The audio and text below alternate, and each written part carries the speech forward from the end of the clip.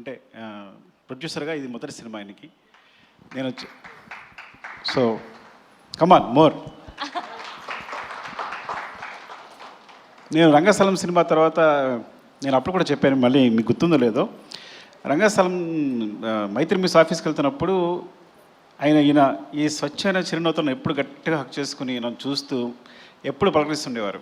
నేను ఒకటే అనుకునేవాడిని, రంగస్థలం కనుక మళ్ళీ సూపర్ హిట్ అవ్వాలి, మళ్ళీ ఒకవేళ సినిమా ఏదైనా అయితే ఈ చిరునవ్వు ఉంటుందా లేదా నన్ను పలకరించడానికి, అంతే ప్రేమతో పలకరిస్తారా లేదా అని భయపడేవాడిని.